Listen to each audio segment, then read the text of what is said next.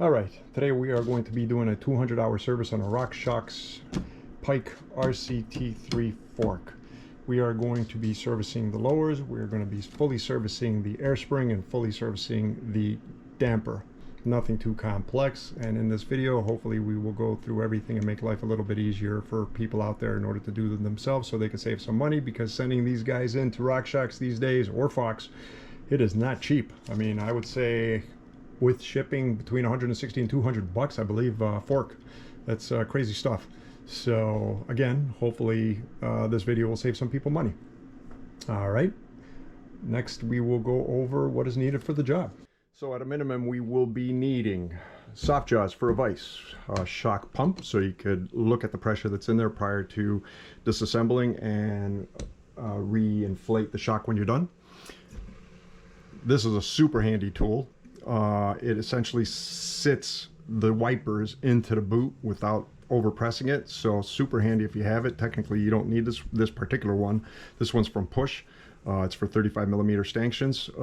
There are Rockshox makes one, many other people make one basically, but I love this one. So I love the whole set actually. So you will be needing a 12mm, 8mm, well 12mm socket at 8mm Allen for the air spring, a 5mm Allen for the lower boot bolts, ratchet for those. We will be needing a 2.5mm and a 2mm, I forgot to bring out the 2mm, Allen key, as well as a T-Torx or T10 Torx for the bleed screw. We will be needing retaining clip pliers so we can take out the retaining clip on the air spring side, picks so we can remove seals. We will be needing, in this case, red Loctite, and it's got to be the red Loctite. This is to screw in the air spring bolt for the air spring piston. A 23mm wrench, a 23mm crow's foot. This is for the damper side, so we could take out the bottom portion of the damper and put it back in there at the appropriate torque specs, and a 12mm wrench. So those are the base tools that we're going to need. Other parts you will be needing for this job. One, you're going to need the right oils. So for the boots, the lowers, you're going to need 0W30, 10 milliliters of that in each boot. Now for the damper, when you do the bleeding, we need 3-weight oil. Now if you notice, there's a difference in color. One's red and one's not red. Rockshox changed their formula. I actually thought something was wrong with it. I've only seen their 3-weight oil as a sort of really reddish type pinkish hue or raspberry type color. And when I got a batch of this, I was like, okay, something's definitely off. I actually called them up and they verified that yes, they changed their formula, which actually changed the color. So if you notice over here, they put a whole bunch of additives for anti-stiction essentially. So, and that changed the color. So if you buy Rockshox 3-weight oil and it doesn't come in as red as it used to, and it shows up in this odd color, that's totally normal. You're all good. So I did see on Amazon people were like, oh, they gave me the wrong oil, yada yada yada, it's not the same color. That's actually totally normal. It's a whole new formula. They just changed it, I guess, like a 1.5 years ago or something. So just an FYI on that one. We're going to be needing SRAM butter. We're going to be needing a seal kit. So this is the 200-hour seal kit. It comes with the C1, in my case actually, because I did upgrade my damper. I'll get into that later, but I have the C1 head in there and a whole bunch of other little parts and pieces. So we're going to be needing the seal kit. Now we're going to be needing a bleed syringe kit from Rockshox. You need this kit. You can't do it without it. And here are some tools that I sort of put together. One of them is I use a little Tupperware like this. You get them real cheap, like, I don't know, 3 for $1 out at the dollar store. I soak my foam rings in this. This way it just makes it a lot easier. I could use the exact amount of oil that's needed without, overdoing it with the oil basically. A little handy tool is this guy here that I put together. So he just helps me with the bleed process or pulling out the air spring basically. He screws into the lower legs, the extendable arms and the lower legs, and essentially just helps me more easily push the legs back and forth while I'm bleeding, or just pulling out the air spring and putting it back in, right? You could use the original bolt, but this has more of a grip to it. People sell these online for like, I don't know, 30, 40 bucks. I think altogether this one here cost me, I don't know, around 80 cents, maybe $1. So essentially it's an M8 threaded bolt with a couple of big washers and a nut with a lock washer, and that's it. So that comes in handy, as you'll see later. And basically a little syringe that's 10 millimeter on the nose for filling up the lower boots. So, oh, and you're gonna need an oil pan, and I highly recommend rubber gloves, nitrile gloves. So I use a see-through pan as well, so I can see the color of the oil. I don't know, I just like seeing the color of the oil that comes out when I do the bleed process. So as far as the lower boot oils, I don't care, I just dump it in the big oil pan over here. So we will get on with the project. So the first thing we are going to do is write down all the settings that are in the shock, right? So we don't have to remember what settings it was adjusted to for riding. So first I'm going to start off with the air spring. I am going to take out the air cap, then grab my shock pump and screw it in, and we are at, what is that, about 89 psi. So 89 psi, right? So then we're going to go to the low speed compression. Once I unscrew this guy,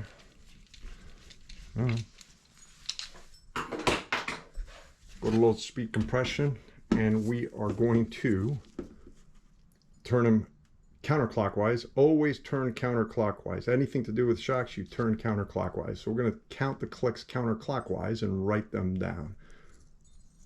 1, 2, 3, 4, 5, 6, 7, 8. So we got 8 clicks of low speed compression. And then the same goes for the rebound. Oops, the rebound knob's not in here.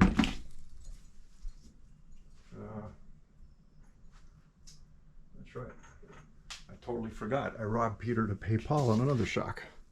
So let's put the rebound knob on here, right? So we are going technically counterclockwise, right? Towards the rabbit in Rockshox's case, basically, right? So 1. Wow, this one's only at 1. Huh, go figure. Well, I have 1 right now. I don't know why it's only 1, but it's only 1. So we wrote everything down. Next, we will be removing the air from the air spring. For that, I'm just going to grab, oh, this is actually a bad knob, believe it or not. Somehow this thing popped out. It's sort of stripped out, really. So, but I got a replacement. So we have our valve. We're going to depress it slowly. Don't go crazy on it. All right. Bring it all the way up as high as you can. All right, and then let go. All right. Do it again.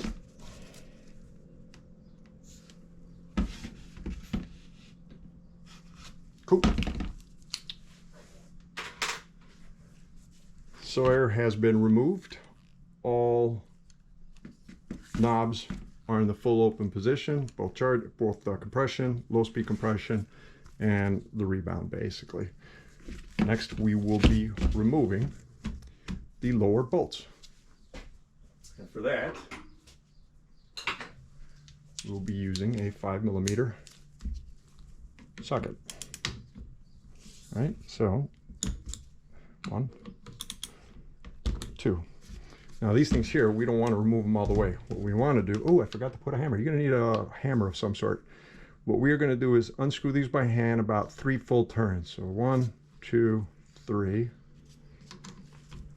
1, 2, 3. Then we're going to grab either a mallet, soft mallet, or a plastic headed hammer, basically, and tap just lightly the screws in. The whole idea to doing this is you have your upper portion of your shocks, your fork, and inside you have your lower rods, basically. Those rods are what go up and down, and we are trying to detach the rod from the base of the boot. So we take our screws out, our threads, our bolts out, All right, like that. We take a look inside, and there should be a bit of space, just a little bit of space. If it didn't detach, then we got to do it again. So one side did detach, the other one did it. Yes. Oop, that guy definitely just let go, without a doubt. There we go. So now, what we are going to do, let's put this guy over here. Let's put this guy in the back over here. We don't need him anymore. We are going to remove the upper from the lower. Just take your time. You're going to see oil is going to want to come out. And you can. There we go. All right. Now what I'm going to do is just set them aside and let it all sort of drain out. And we are going to prep the foam rings. I will be back. So this is the 200-hour service kit for the Pike fork, right? So we have our wipers with our foam rings. We have our air spring components, including seals and the C1 head. And then we have the damper head assembly. So what we will be needing is, for starters, the foam rings. So what I do is I take the foam rings, put them inside this little cup, fill it up with oil,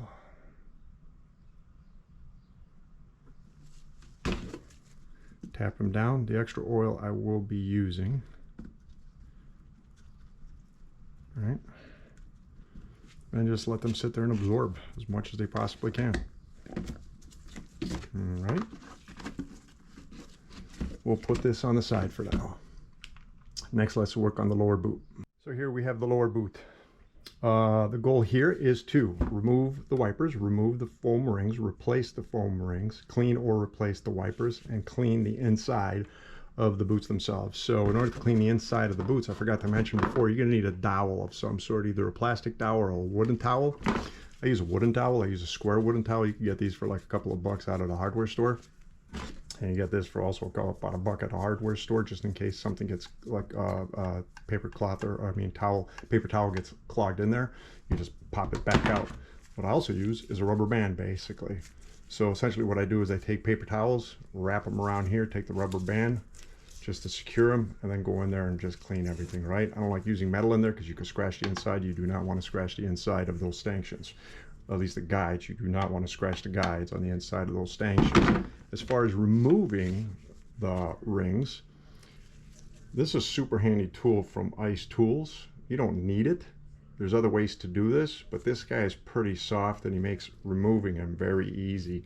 All you have to do is go underneath the actual ring until you hit the back part, and then apply some pressure. I don't know what it's going to be like doing this over here, to be honest.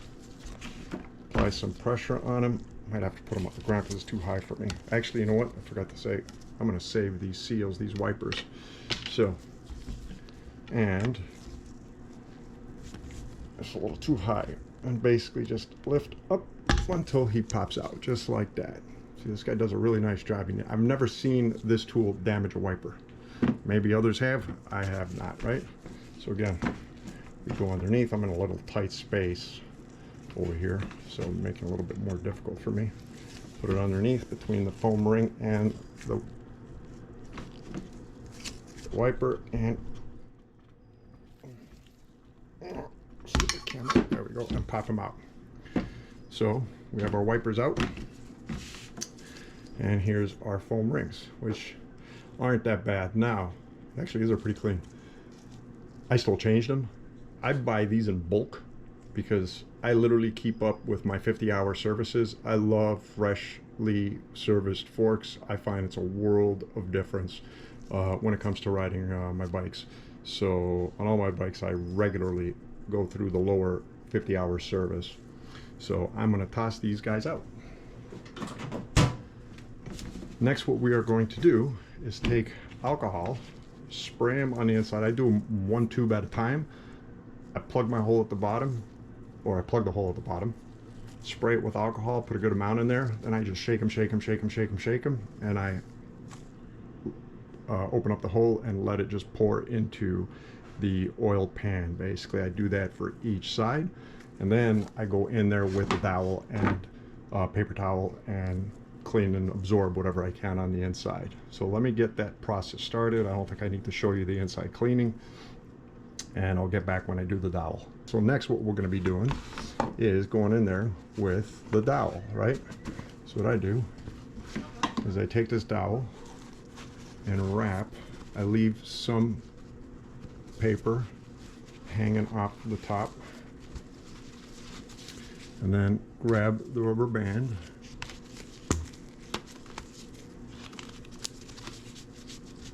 bring them down a little bit towards the middle. Probably be like that. All right, then cut them open a little bit.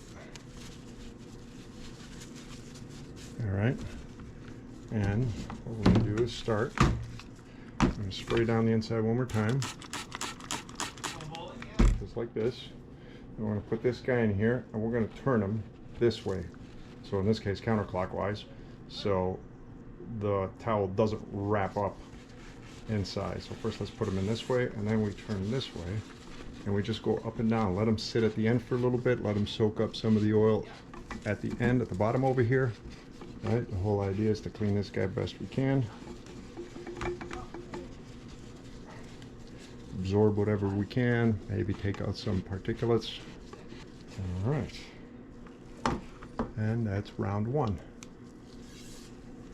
Then we take this guy and we toss him in the garbage. I do it 4 times, 2 per side. So my lower boot is completely cleaned up. Cleaned out the insides. They are nice and shiny. I see no scratches in them whatsoever. The area for the foam ring and the actual wiper is totally clean, right? So now, typically I would say replace the wipers.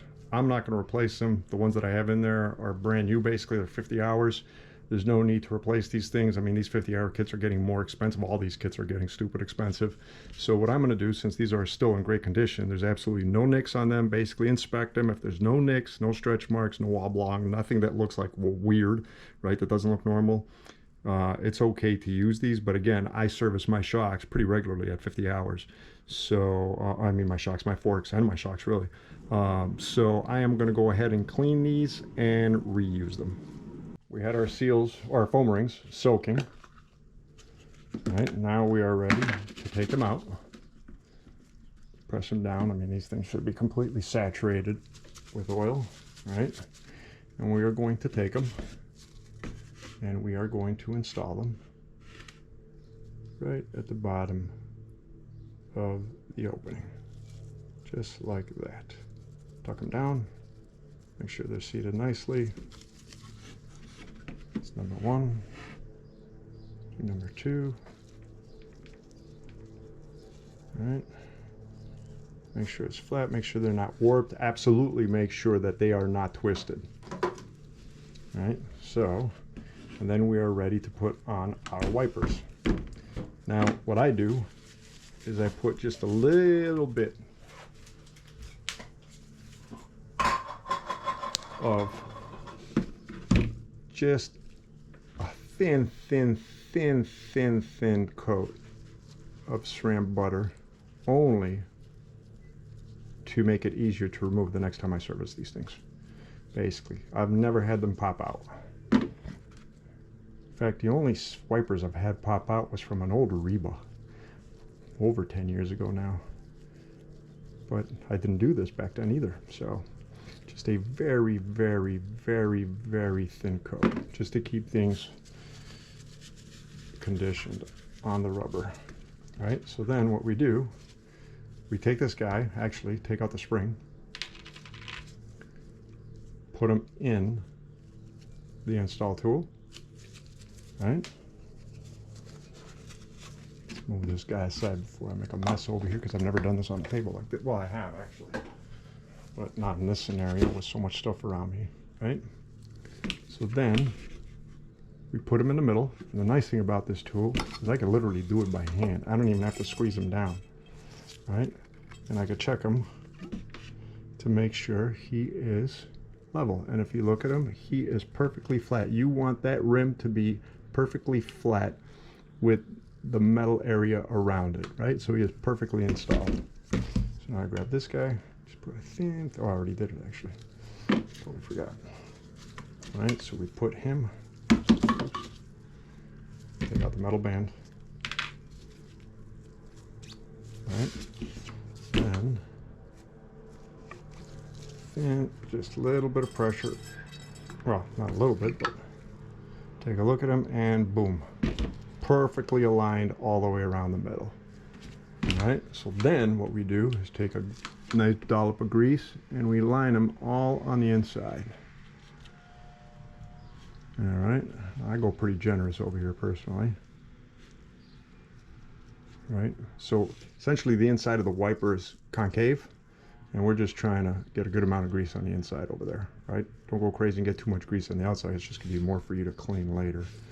So it's one side.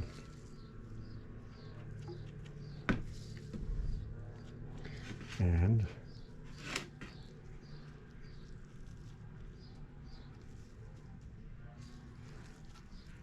oops. And the other side. Our lower boot is now prepped and ready to be installed once the rest of the fork is done. Just wipe out any additional oils just so you don't make a mess wherever you are. And he is good to go. I'm going to place him on the side. Next we work on the damper. The air spring, sorry. One thing I forgot to do, and I'm just doing it just to make sure you guys don't forget, is put the springs back in. All right, perfect. Next, the air spring. All right, so now we are going to remove the air spring. And one tool that I forgot to mention previously that we are absolutely going to need is a cassette tool. This is the Rockshox cassette tool. You could use any cassette tool. Cassette tool is going to allow us to remove both the spring and the damper side, or the damper a little bit later on. So this is an absolute necessity. So the first thing we need to do, let's invert this guy. We're going to take our cassette tool and basically, I got to admit, this new system that Rockshox came up with way better than the old socket system. Basically put them in. Right, and then just loosen them up. Hold on. There we go. All right. I just do not have good leverage here because I got so many things around me right now to make a video.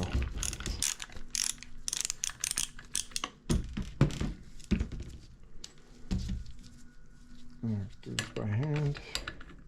So we're going to take out the top cap.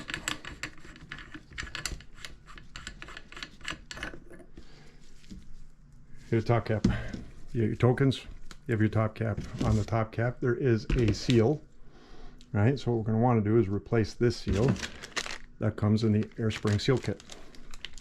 So I believe this is the seal. Right, so we're going to grab our pick and we're going to dig underneath and pull him out. Yep, that is the right seal. So it's the old one, that's the new one. We are going to clean him. Basically, give him a good cleaning. Wipe him down real well. Clean the inside too, if you get a chance.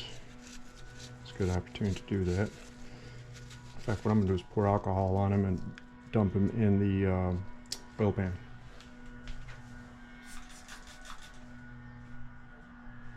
Okay. Takes care of that.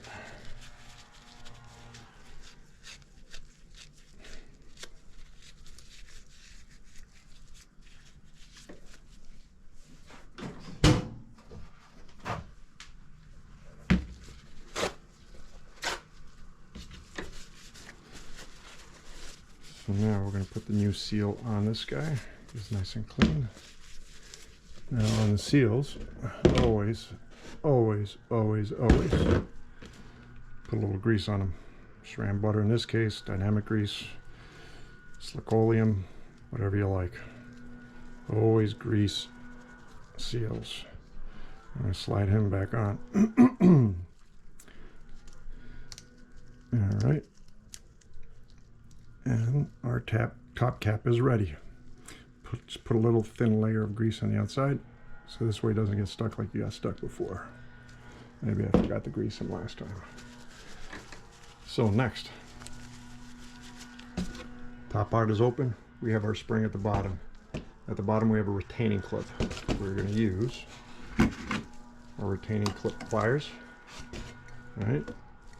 There's multiple kinds. You want the one that when you squeeze shut, it rebounds open. You don't want the other way around where it stays open and you squeeze shut, or rebounds closed, I should say. So put them here, squeeze them in, and then just pull them out. Put him on the side. Right? So now we got to pull out the air spring. So to make my job a little bit easier,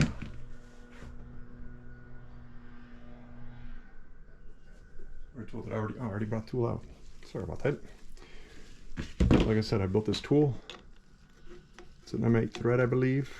Just thread them in here. Right. Thread them in. It just gives me a little bit more leverage to pull him out. Now this is probably going to be a big pop because there's a reverse flow going on over here. Reverse air, and he pops out. Ta-da! There is our air spring. Now I can take this guy out. Put him on the side. I'm going to need him later. So first let's clean up all the grease. You know, everything looks pretty fresh in here. We need to remove the C1 cartridge over here, or piston, whatever they want to call it, right? Essentially we got to unscrew this bolt.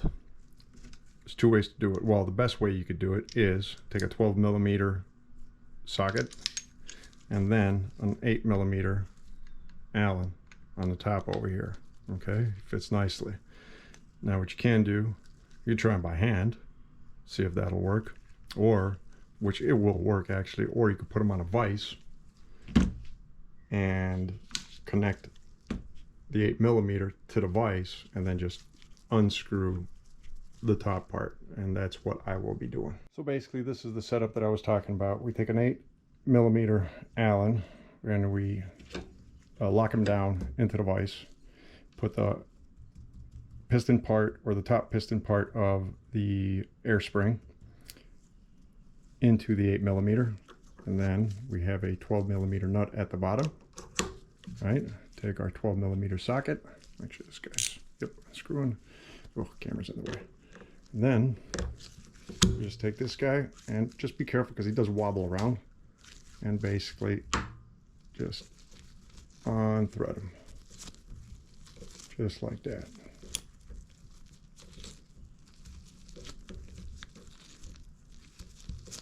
All right.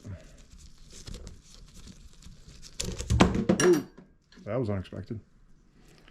All right, and now we could take out our C1 head and our bumper.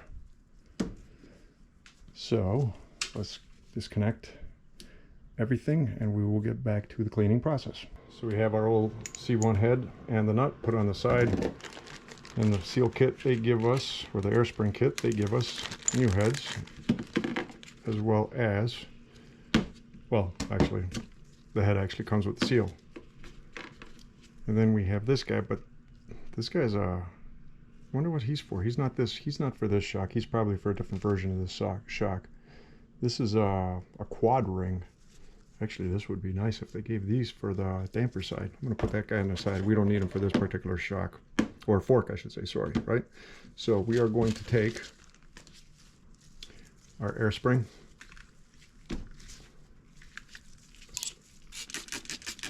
Put down real well. Oh, actually, I'm lying. That's right.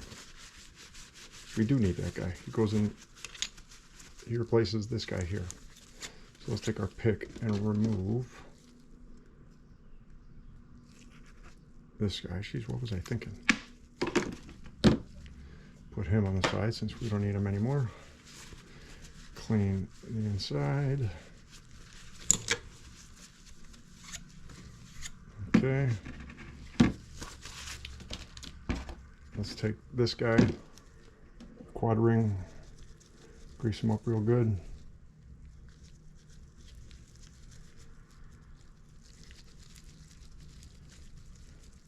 Now let's install him.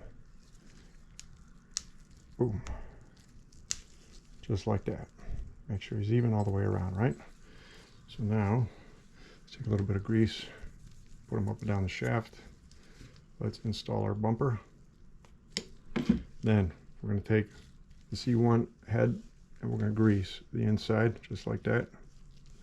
Make sure you put grease on the inside. The whole idea here is to make sure we got enough grease on those seals. So we want to take the C1, install them, seal up towards the air spring head, just like that, right? Then again, let's liberally put some grease on the shaft.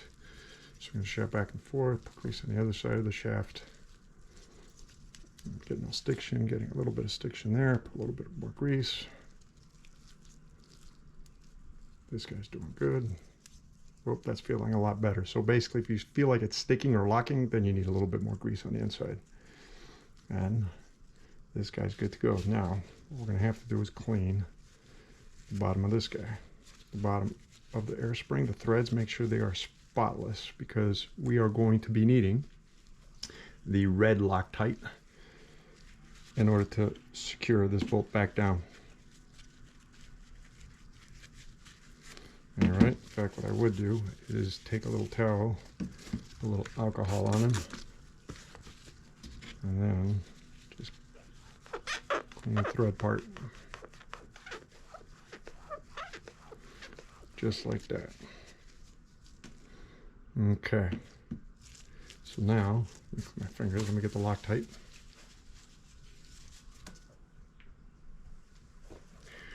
We're just going to put a little bit of Loctite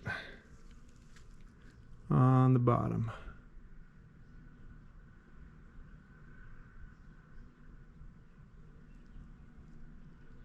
Just like that. A little bit too much Loctite there. I still like the newer bottles better. These little things suck. This guy on the side. In fact, I'm going to take off a little bit of that Loctite, dab a little bit off, because that is a lot. Cool. And we take this guy back, screw him. Oops, sorry, wrong side. Is it wrong side? No, it's right side. What am I talking about?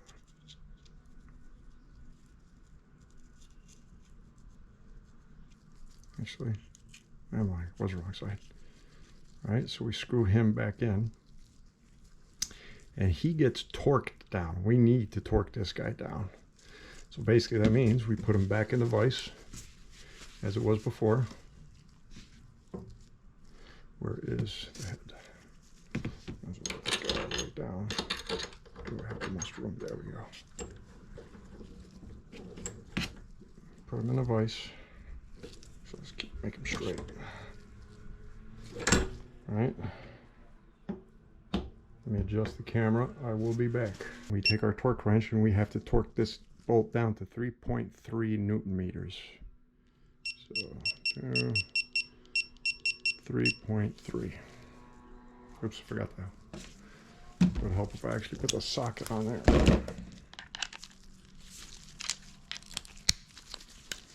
And the camera's in the way. Great. Well, not fully in the way. So, this guy. And that's pretty much it. 3.3 Newton meters. Perfect.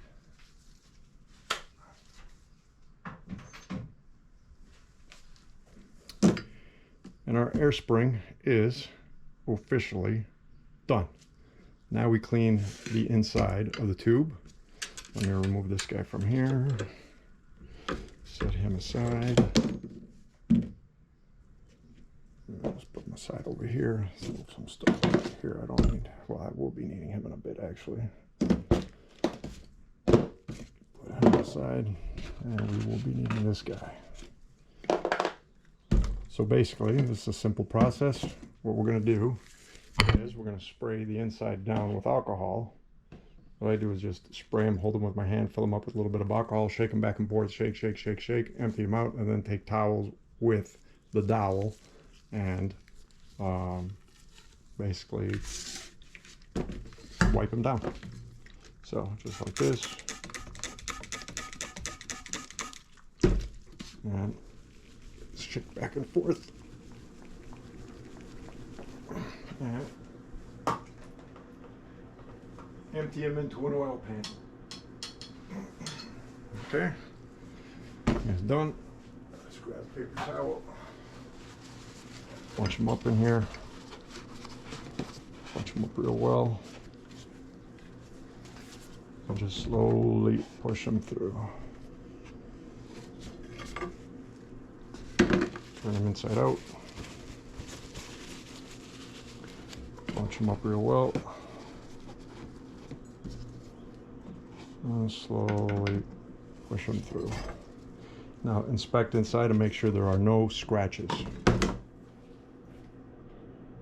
Oh, this thing's perfect. This guy's in perfect condition. Let's get rid of the towel, the dowel. Now we are ready to install our air spring.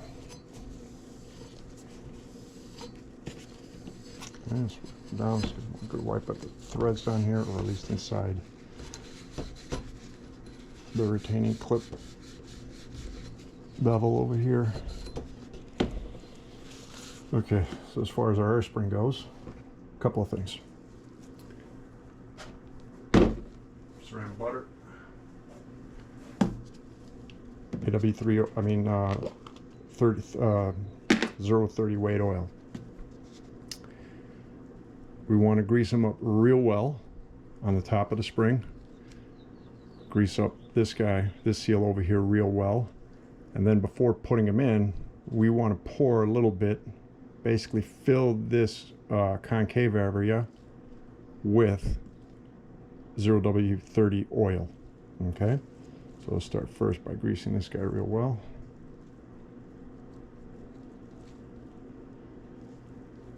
Grease is your friend. Grease this guy real well. Now that's a little bit tricky considering how everything's situated over here. Now what I'm going to do is take a little bit of this and pour them in just like that. I'll make a bit of a mess. This isn't the cleanest of jobs. And then when you put them in on an angle and then just pop them in just like that. Now the bottom's going to be a little bit stiff. You have to use your hands. Watch you don't trap your fingers, and you're done. He is in here. Let's get rid of this guy. We're going to need him for later. All right.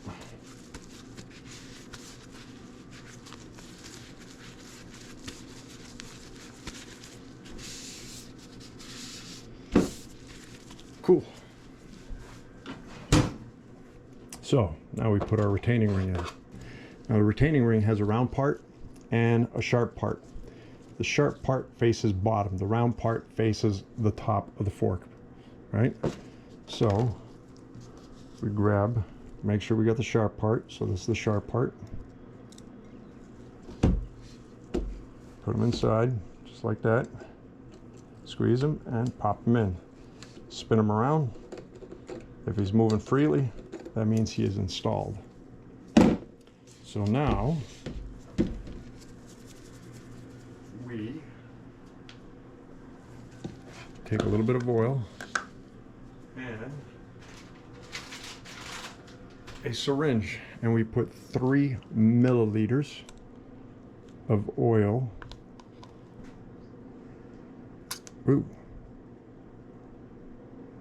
in the syringe. And I grabbed air with that. That's not good.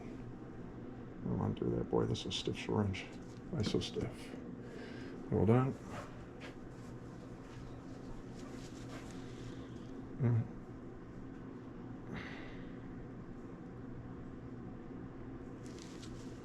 Okay, now let's make sure we're at 3. Yeah, we're dead on 3. What do you know? So, what we're going to do is we're going to take 3 milliliters of 0W30 oil and put it on the top side of the air spring. So we're going to take them, we're going to pour them right in here. Boom, done. Put them inside, and now we are ready to close our air spring. Do them by hand first, always by hand. Screw them down as much as you can by hand. There you go. Get this out of the way.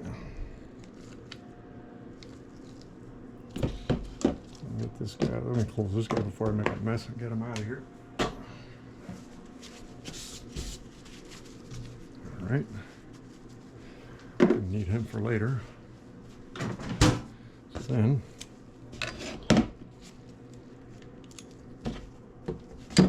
screw him down, tie him down using the ratchet.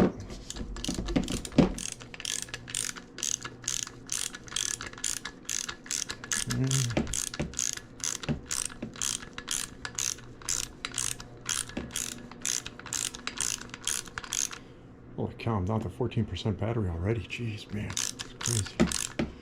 Okay, so that's the most I could do it by hand. Now we grab the torque wrench and we lock them down at 28 newton meters.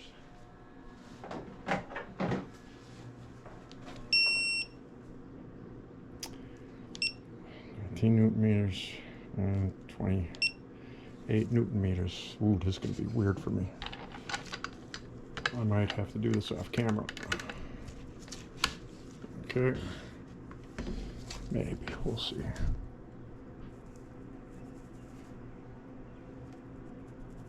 We can do it on camera. Oh, now it's getting hard. I'm at 27.5. I'll leave it there. So, our air spring side is done. Next, we move on to the damper. We finished our air side. Now we are going to work on the damper side. We already turned all our adjustments counterclockwise to the fully open position. First, we are going to take a 2 millimeter. Since this is an RCT3, we're going to take a 2 millimeter Allen and remove the bolt on the low speed compression knob, and this will allow you to move the entire assembly. And we're going to keep the assembly intact and leave it on the side. Let me get rid of the wipers underneath these here right now. Okay, so now we're going to be needing our cassette tool, and once again slips in there, and this will allow us to remove the entire damper as a whole. All right, so make sure I got it right. Nope.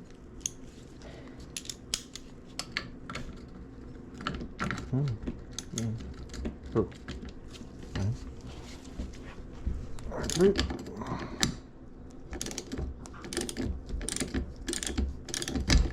Come on. We should be just about done. Nope. So, put this guy aside. And there is our damper. Ta-da! This is a Charger 2.1. First, we're going to remove the oil. There's two ways to do it. We're going to have to remove this seal and replace it, right? Or the seal head and replace it. In fact, the kit is right here.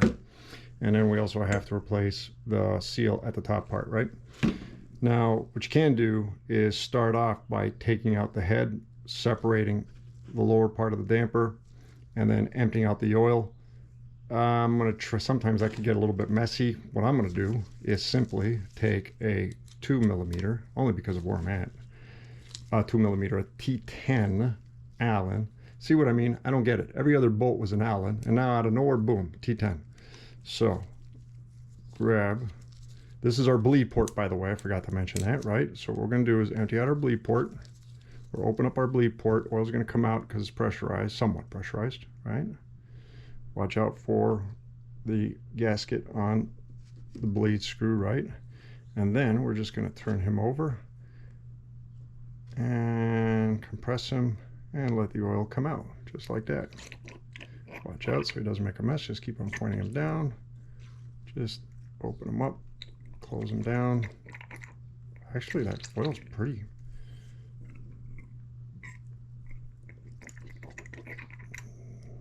I guess it's not too bad. Looks a little bit darker than I would have expected. So, okay. Technically, you don't have to do it this way.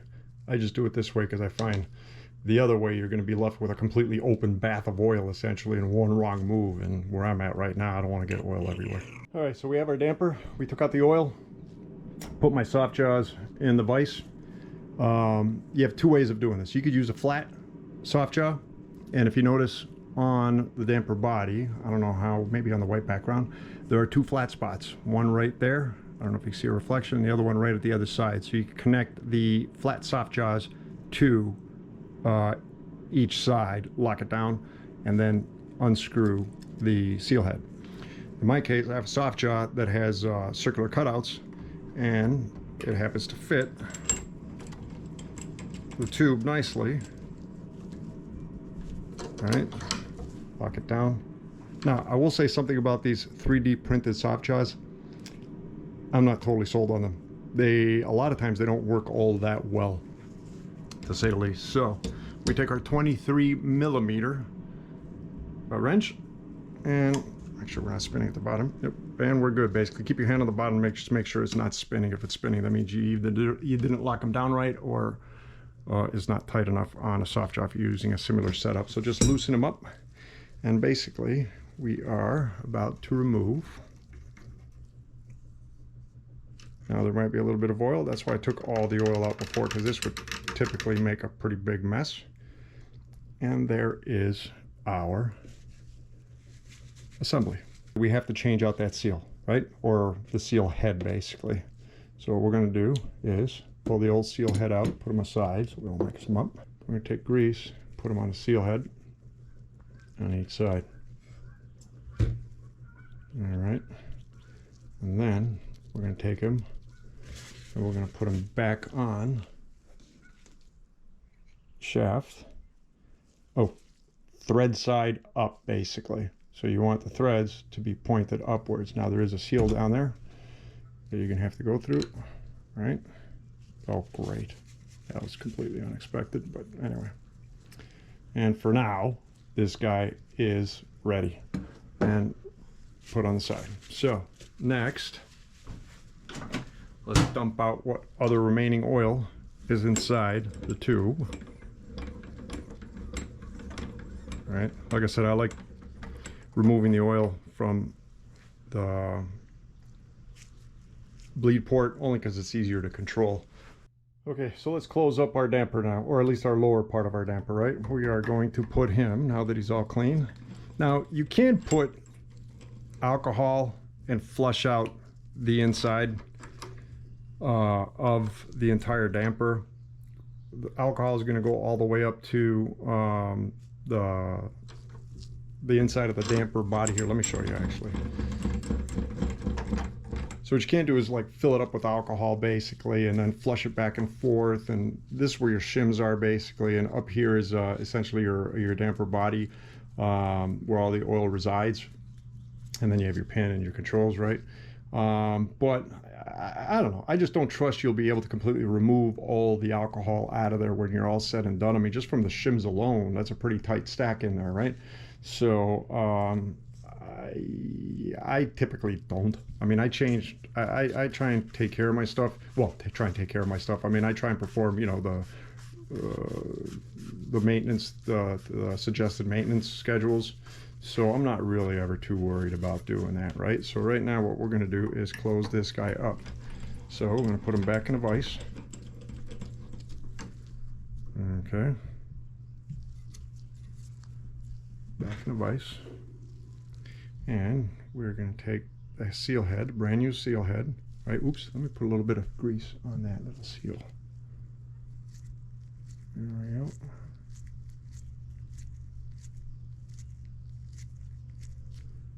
Okay. Then we're going to put them, thread them in by hand. Always by hand. Do it backwards, let it find its spot. Once it clicks in, doesn't click in right, go backwards and forwards again. There we go. Okay. Now this guy here, we need to torque him down to 5 Newton meters. And we're going to need our crow's foot. Just like that. Let me get my torque wrench. We need to basically tighten this down to 5 Newton meters. All right, technically 5.1 really, but let's do it 5. Actually, let's do it 5.1. All right, so with the crow's foot, we're going to spin, make sure he's not spinning at the bottom. And oops, a little bit more than needed, but it's okay. 5.2 is not too bad. All right, next to finish up the damper, we are going to change the seal on the head. So let's take a pick and remove the existing seal. Let's grab a little bit of cloth, get inside, clean it, make sure all the threads are clean as well. Take a little bit of grease, put it on a seal, just like that. And then, since this side's slimmer than the other side, we don't have to expand it as much. Let's take them and pop them in. Boom. We have our new seal. So, the damper is done. So now for the bleed. For starters, as I mentioned earlier, I pretty much put this tool together. It cost me about $1. And what I do is that I install them at the end of the rod here.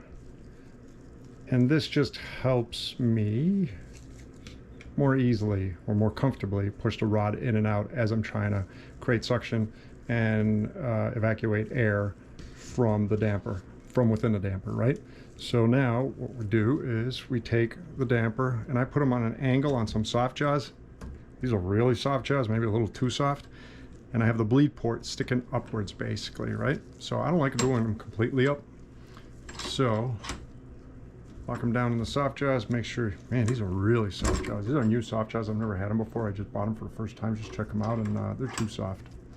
So anyway, so, okay, that's pretty good, right? So now what we're gonna do is we're gonna take our syringe tool for these shocks, or for this fork, right?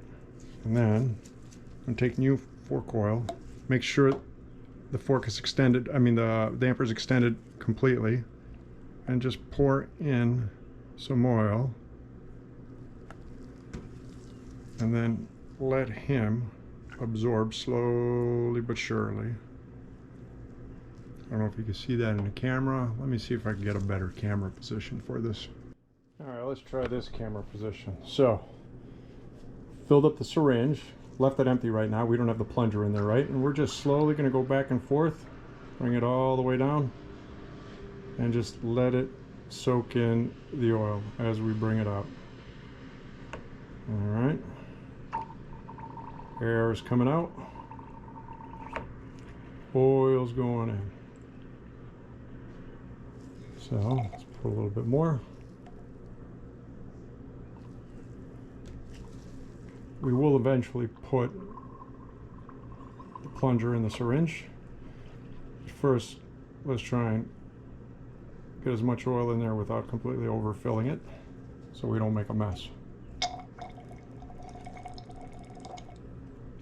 Whoop. So we're getting close to filling it.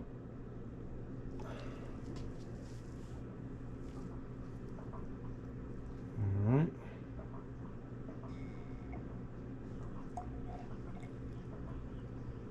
Yep, now we're getting close to the top.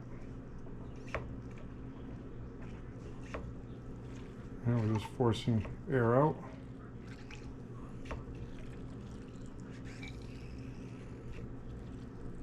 All right.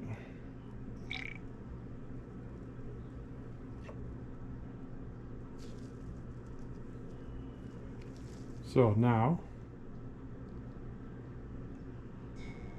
well, we could put a little bit more oil in there.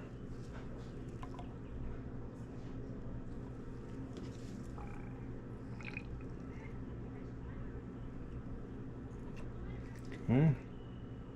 We're not bleeding out air bubbles. I mean, we are, but not micro bubbles. Right now, like I said, I'm just trying to fill it up as much as possible so I can take the syringe out. There. Now I'm not basically taking more oil in, or I'm barely taking more oil in. So now I'm going to take the syringe. I'm going to put the plunger in. Alright, all the way down. Now we're going to fill the plunger. Or fill the syringe.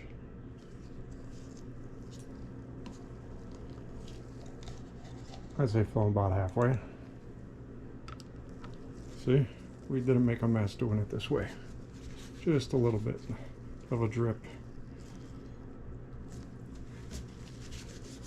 Because I remember the first time I did this, holy cow. It made a mess. So now, what we're going to do is basically use suction to evacuate air. So we're going to go in and out, let the air bubbles come out into the syringe, right? See, bubbles are coming out. We don't want to suck bubbles in before we start using the actual plunger.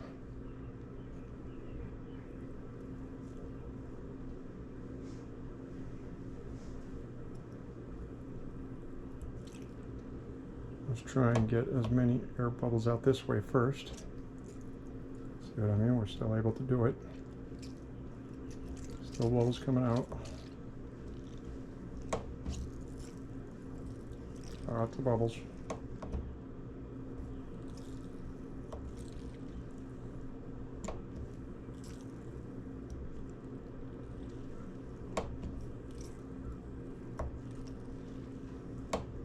Okay. Now let's put, what was that? 524. So now let's use the syringe, keep the lower shaft fully extended, and let's start using some suction to get out bubbles just like that. Right? Sort of like you bleed brakes, same principle. This could take a while, because like I said, there's lots of shims in here. Just keep on going back and forth and bleed it until you get the last bubble. Force it in. If I press it in, you'll notice that the bladder starts expanding, right? I don't know if you can see that clearly. Right? And then it naturally contracts. And as it does that, it's pushing out air bubbles. Alright, so let's go back and forth again.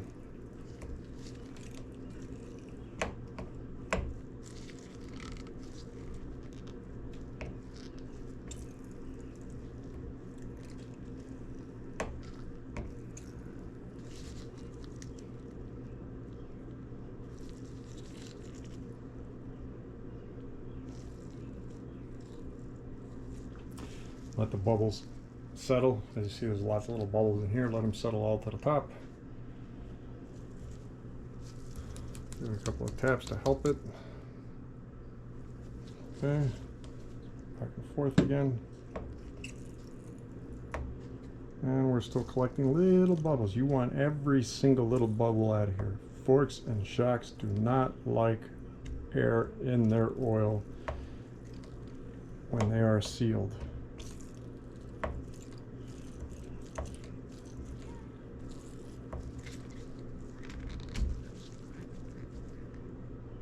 Trying to get every single bubble out of there.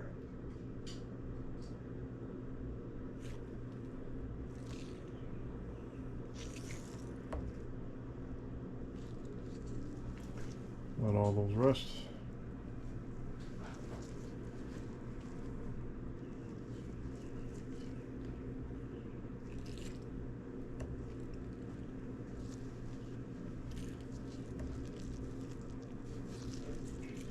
Let's bring it all the way out. Let's push. Let's expand that bladder. Let's force it. There we go. Just like that. See what I mean? More coming out. Get them all out of there. See what I mean by how foamy this gets?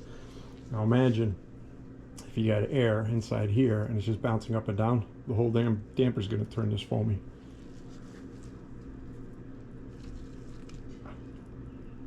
I have a little cut on my pinky finger. It's annoying. Alright. Still got bubbles coming out.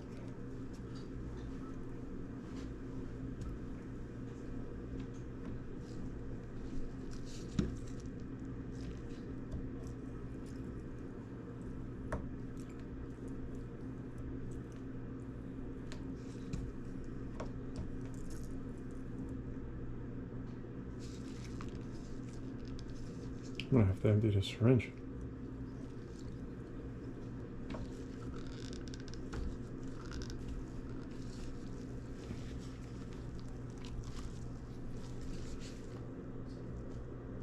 We got a lot of air in here. All right, it's getting better.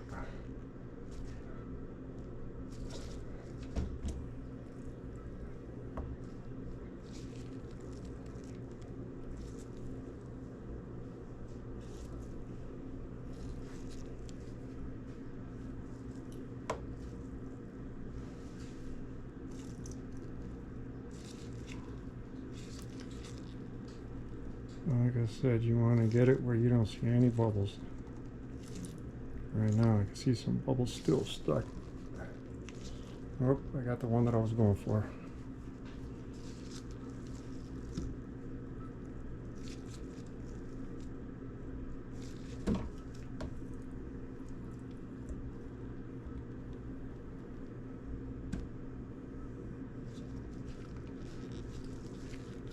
Okay, so right now we're looking, whoop, there's a couple.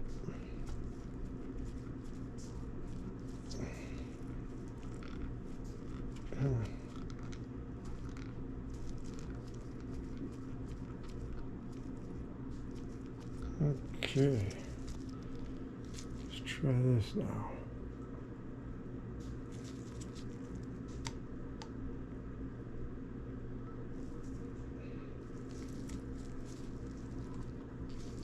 That is looking not all that bad. Now we're not seeing any bubbles when we do that. Let's try it one more time. Let's try and force it out. All right. See?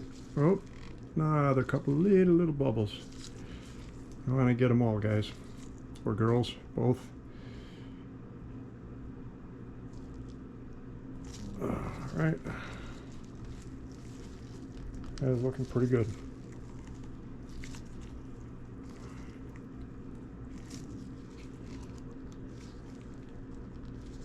Nope, got a couple right there.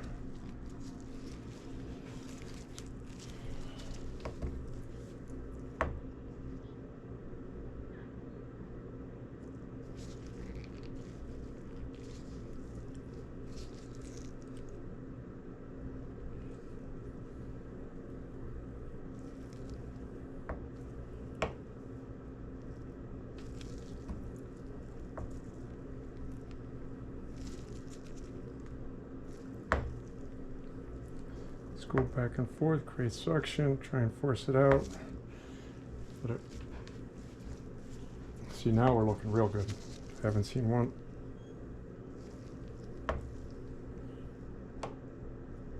That again. Yep, now we are looking good. Okay, what we're going to do is we're going to fill it up. Grab a towel, paper towel.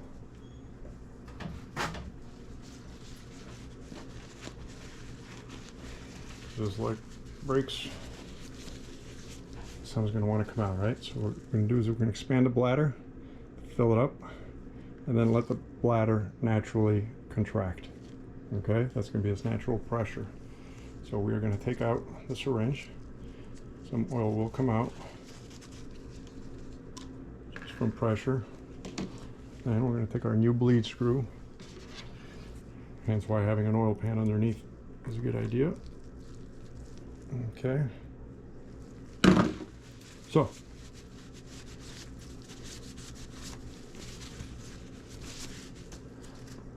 we're not officially bled yet in my book. What we're going to do now is we're going to test the lockout. Okay, right now she expands, she comes back. Where is the, this is it, oh, this is it.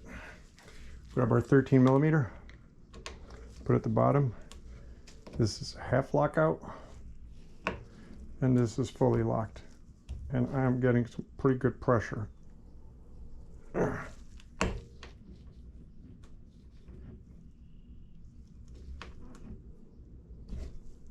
right, so that flows out easy. That definitely has force. I need quite a bit of force. That's mid. And then this is lockout. Technically, there's no full lockout on this. It needs a lot of force.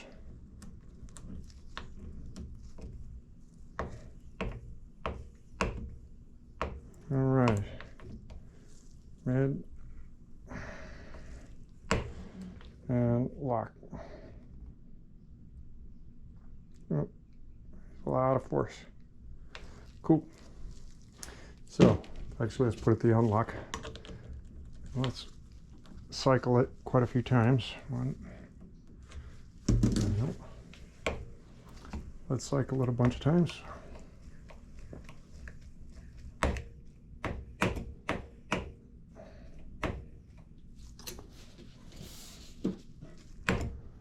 All right, just keep on cycling it. Then what we're going to do is open it back up again and see if more bubbles come out. I remember this syringe sticking so much. All right, so T10. Well, much that comes out, I bet. Yep, that's about that. Nothing. Just get back in here. Cover the towel. All right. Oh, there goes one little bubble.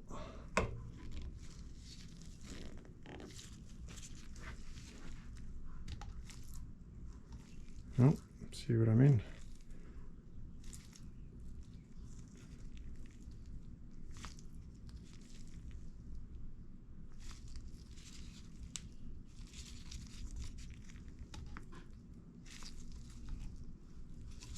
Yep, that's looking clean now.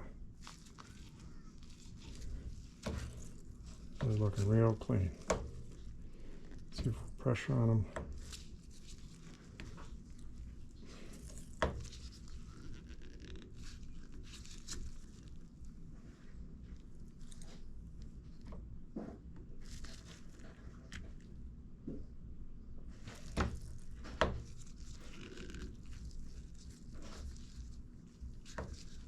Whoop, there go two little bubbles.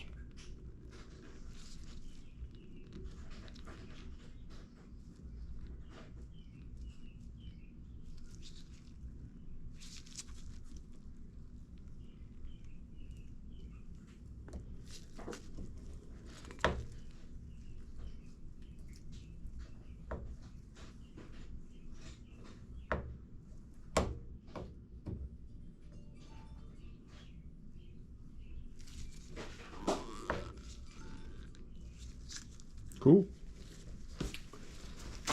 You're looking clean.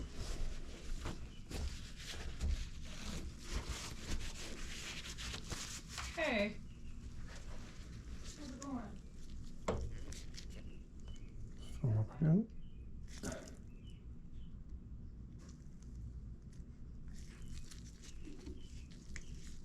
Oh, there's one little bubble again. Boy, man.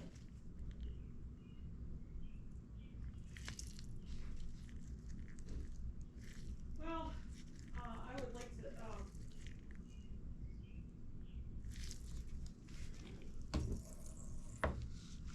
yeah. Well, are you wanting to have it, or do you want me to have it? Because if you're gonna go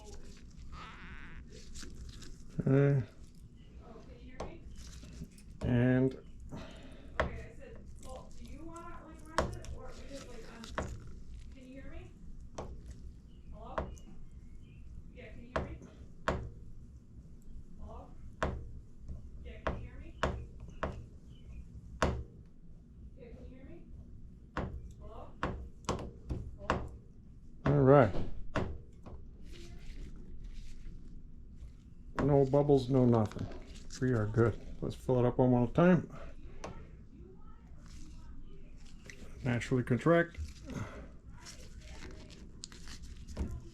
Yes, did I just see a bubble? All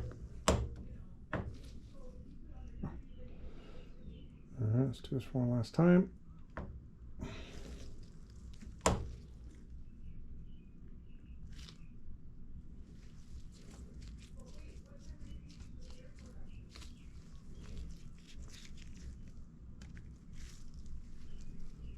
All right. Now, once again, some paper towel here. Get this guy out of here. And put the bolt back in.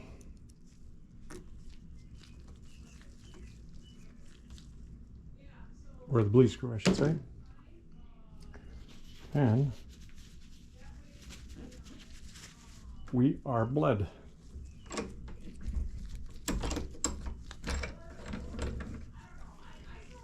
So now just clean them up and put them back in the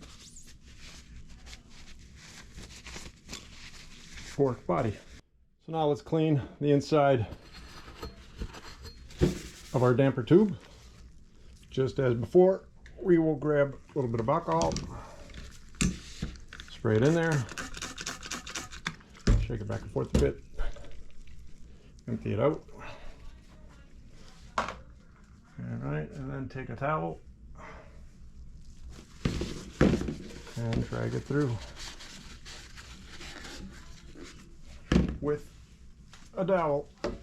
There we go.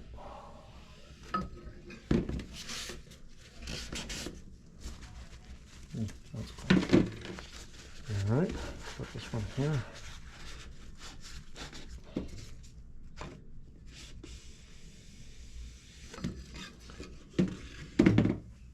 Here, look at it. Looking clean. Let me put one more towel down there.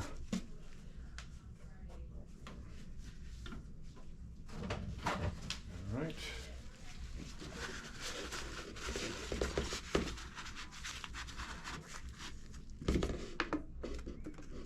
Down there. One more time. That's clean. They're real clean.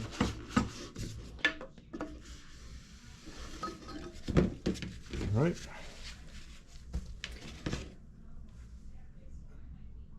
And that is spotless. Now we put our damper in. So take out that little tool.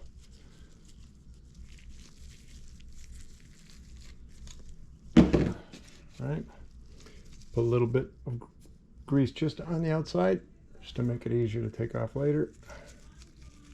Oops, what am I doing? Right here. Sometimes I forget I have the camera in front of me. All right, slide this guy in.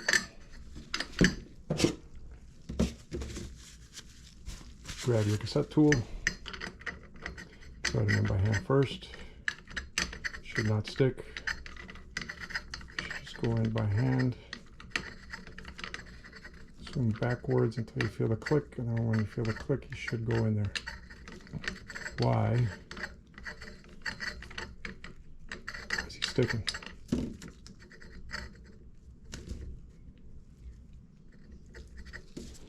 Okay, try that one more time. Sealed in its spot. No debris.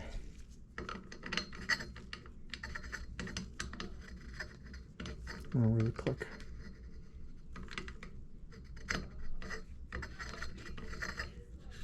There. That's why you don't force it in. Sometimes it feels like it's going in, but it's actually not, and you end up stripping it. And these guys are expensive. All right, let's grab our ratchet. Now we bring them in as much as we can.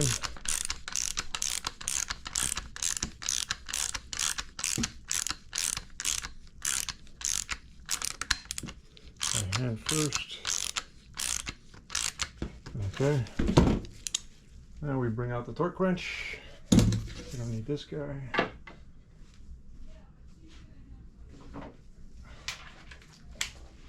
This time I use the bigger torque wrench. He's probably already set to 28. Yes, he is. So we will torque him down to 28 Newton meters per Rockshox.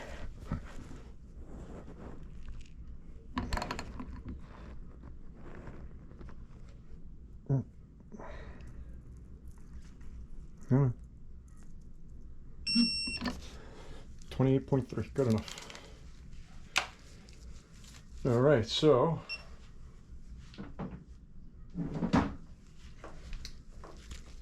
now between the top we have our knobs. We have the screw in the knob. Make sure these are clean. Make sure there's no like, just like this one here actually. Take out any debris.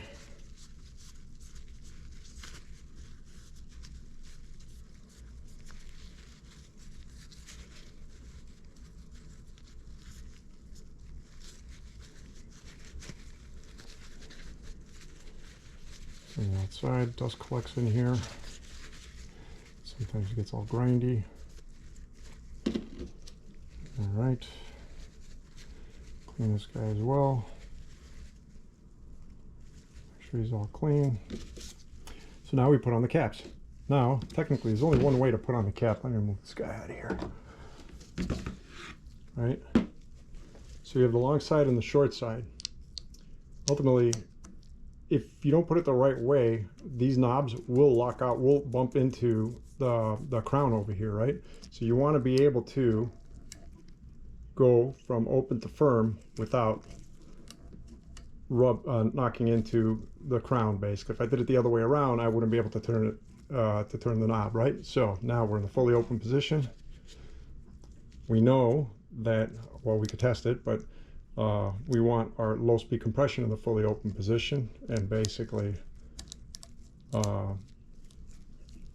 we could put on the knob to sort of match. Not that it really matters. That's good enough, right? So we'll take our 2mm. Oh shit, did you see any of that? No, he didn't. Damn. Let's do that again. So basically, next we are going to put our knobs. There's really only one way to put the knob in on the damper, right? We can't put the long side short, because if we go to click, we will get blocked by the crown, right? So in the open position, we want to put the long side towards the front of the bike, basically, and then we take our low speed compression and we insert that until it sits into place, right? So then we take our 2mm and we just screw it in there, nothing too tight. Right, just hand tight. There we go. So now we test our knobs, and they are working perfectly. 1, 2. Right, and 1, 2, 3, blah blah blah blah blah blah.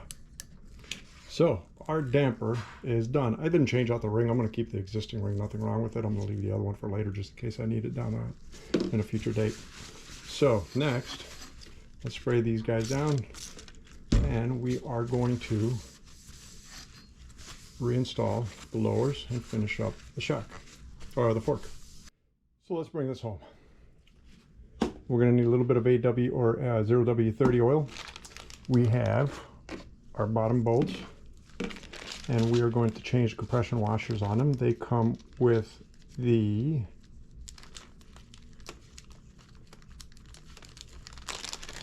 lower boot kit. So there's our washer, there's a red ring, and there's the compression washer, right? So this one could be a little bit tricky to get out sometimes. You're gonna need a pick. Grab a pick, try and get him on the inside and lift him up. There we go. Actually, sort of a fluke. Never does it come out that quick. You might need a plier once he comes out. Chances are you're probably going to stab your fingers a couple of times too, attempting this for your first few times. Actually, I still stab my fingers sometimes. What am I talking about? Okay, so we got him out. Now let's see if we can spin him out. Come on. Come on, do it.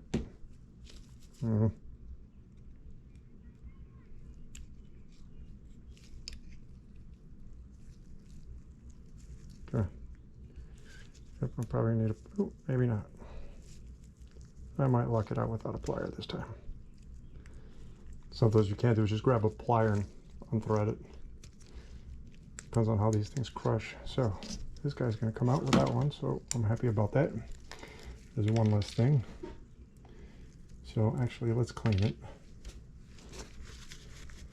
Just because any dirt or debris in there. All right.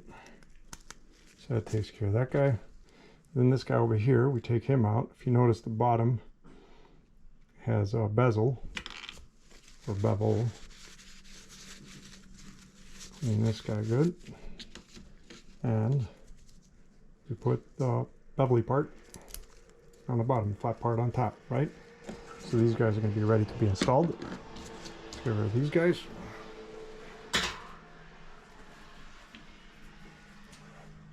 Now, oh yeah, there's the bottoms. Oh yeah. So now we have to install the lower fork, right? So, serial number in back for Rockshox, crown in front. So what I like to do, just to make sure I don't pinch them, is take out the springs, put them in first. All right, just like that. Actually alleviates some tension. So then take these guys, slide them in, and the whole idea is to get them in there, go on a bit of an angle, get them in there, and don't fold the ring. Without the springs, it makes it easier not to fold the ring. There we go. Again. Yes, I did. You're in. Now we can put our rings on. Come on, let me get in there. Oops, can't see that. So now that everything's in, we put our rings, and we are nearly there. Now that we have our bolts prepped, we installed the lower onto the stanchions. We need to add in 10 milliliters of oil, 0W30 oil, into each stanchion. Now what you need to make sure is that the lower rods aren't sealed off on the stanchion tubes, right? So in my case, they're not sealed off. If they are sealed off, you're gonna have to pull the stanchion back out or compress it all the way and then pull it back out until there's a separation. Once there's a separation, you just take a syringe, a little bit hard, and you just inject it in there. Right? All 10 milliliters. That's 10 milliliters per side, per Rockshox. That's one side. And it's an even 10 millimeters on this side.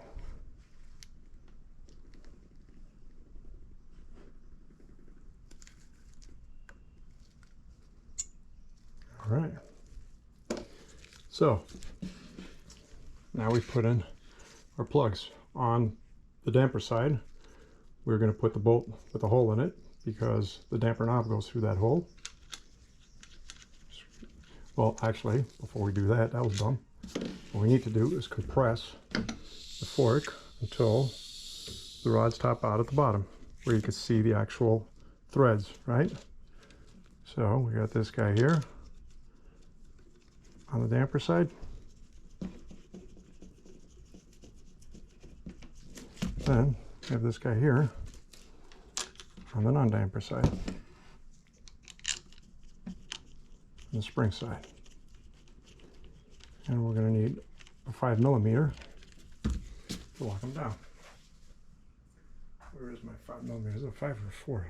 Yep, there's my 5.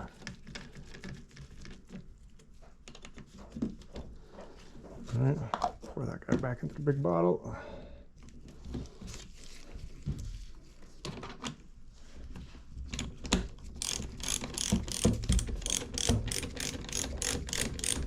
Taking as far as your hand can go.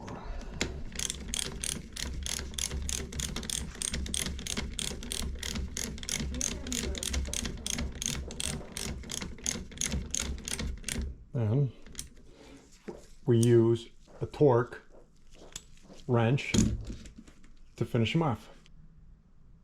5 millimeters. Good thing I checked.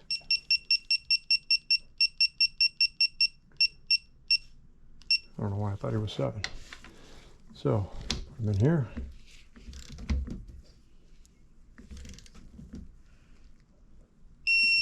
It's one.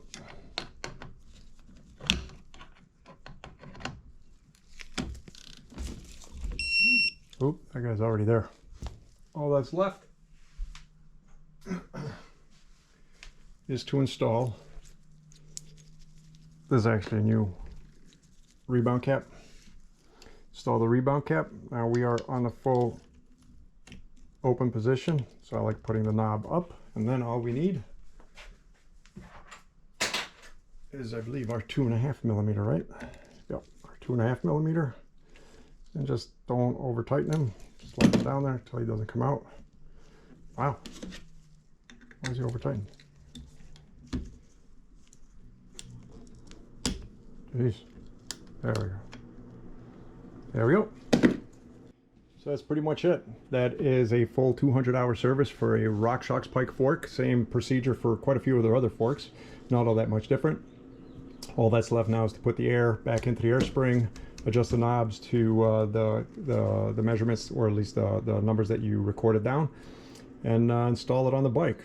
Not a hard job. Reality is you could do the job in less than a half hour. It just takes a lot longer when you're recording stuff. So many things to work around, so many interruptions all the time. So hopefully this makes life a little bit easier for some people. If you like the video, give it a like. If you have any comments, please put them down below. And if you dislike the video, please give it a dislike. I hope you enjoyed it, and looking forward to talking to you guys next time. Have a good one. Take care. Bye.